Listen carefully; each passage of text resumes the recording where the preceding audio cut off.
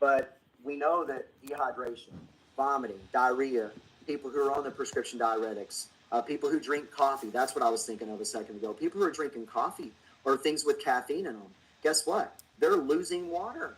They're That's losing water. me. They're getting dehydrated. But guess what?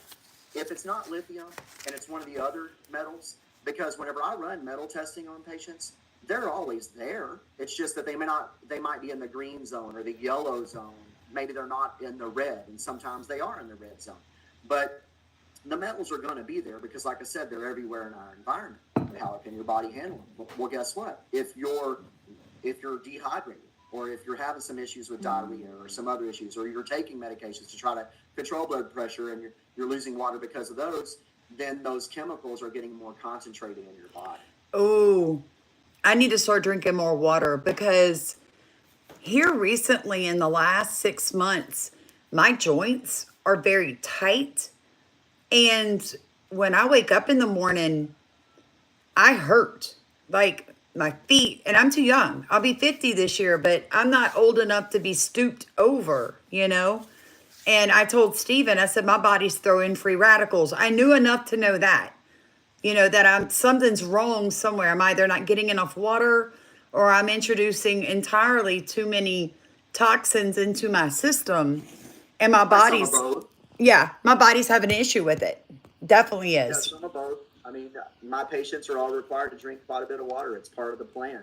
We have a systematized plan that I put in place into action for my patients, and water is an important part of it because we want to dilute down the chemicals. And I tell my patients, hey, look, when you're living in the bathroom, you can cuss me at 2 or 3 or 4 in the morning if you want to, when you're having to get up and use the restroom. After a while, your body starts retaining that water. But in the beginning, it has a hard time with it, so you're going to be urinating a lot.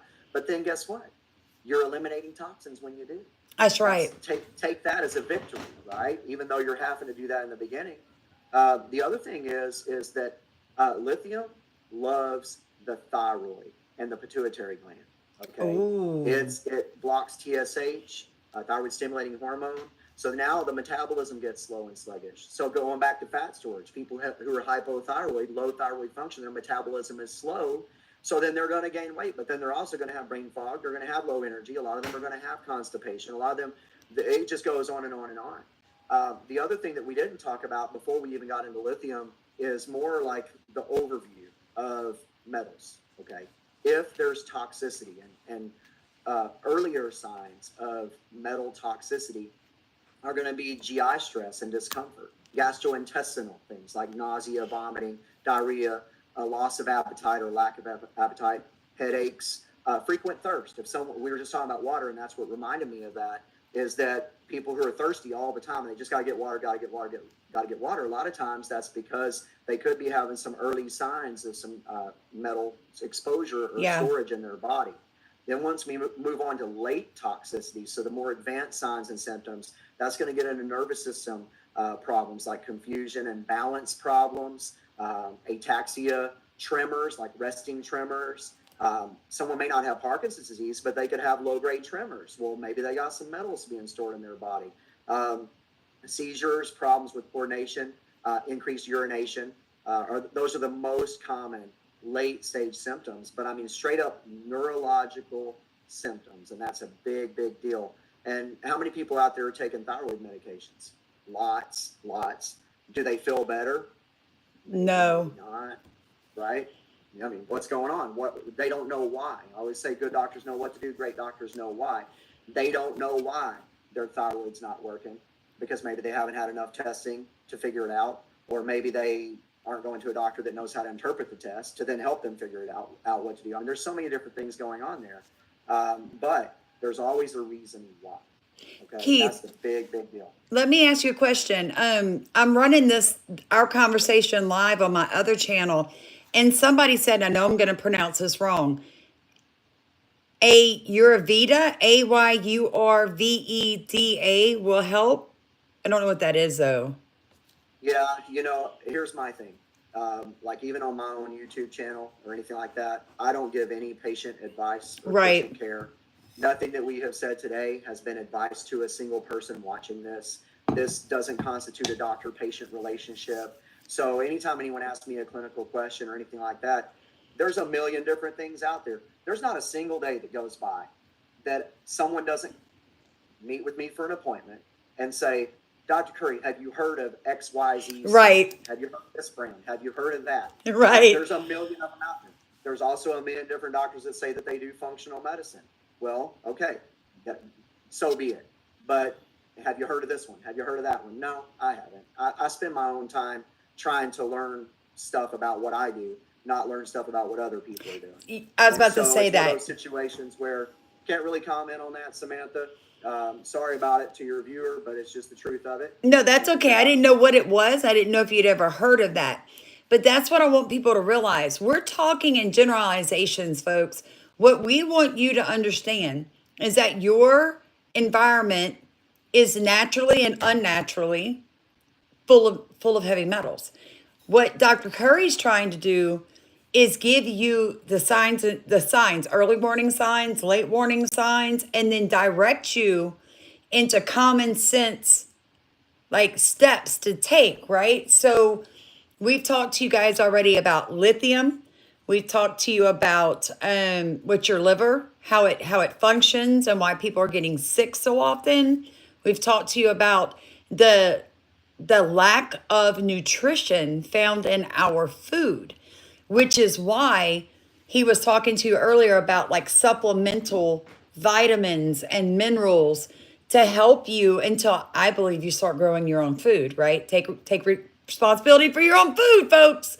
So you just actually led me into something else, Sam. Yeah, go ahead. So say what you want to say. Iron. I decided I wanted to talk a little bit about iron because think about it. I mean, there's a lot of people out there with anemia. There's different people with different health conditions. But then there's a lot of people that say, oh, you know what? You can take the iron, cook your food in an iron skillet, right? And you'll be all right. Well, iron is a heavy metal. So some of these other things like salt, for example, is a lower order metal. We need metals because our proteins are shaped. They're bound together with low order metals. It's the heavy metals, when you get those that come in, that start denaturing and changing this three-dimensional shape of the proteins. And then you get protein clumping or clustering, or the enzymes can't work right because they're protein derivatives. Like it's what happens with these heavy metals that keep the body from being able to heal and repair. And so iron is a heavy metal, and it has associated with it what's called the hydroxyl ion. That's an OH negative. That is the single most potent free radical in the human body, is the hydroxyl ion associated with iron. So you can get way too much iron if you're not careful, and the iron levels of a skillet may be good for one person, but might not be good for another person. Iron stores in tissues, so it can store in the heart. The tissue storage form of iron is called ferritin, okay? And so it can store in the heart, the joints, the organs, break them down. If ferritin goes over a level of 500, then that's causing imminent, in the moment, joint and organ destruction. Now, there are some people that have a genetic disease called hemochromatosis, and in those individuals, they're going to probably have to do some bloodletting and those kinds of things to get the iron overload off of their system. But the thing that's interesting is that iron is also, ferritin, I should say, which is the tissue storage form of iron, is an acute phase reactant. So if someone's inflamed in their body and their body's dealing with some acute type of inflammatory event, there's this mechanism in the body called the iron withholding defense mechanism. It sounds like a ballistic missile. It does. Like an Israel thing, like the Iron Dome. Yeah, so the iron withholding defense mechanism is when the body thinks it's in a state of crisis. Well, guess what? White blood cells need iron to function, to do their To breathe, thing, right?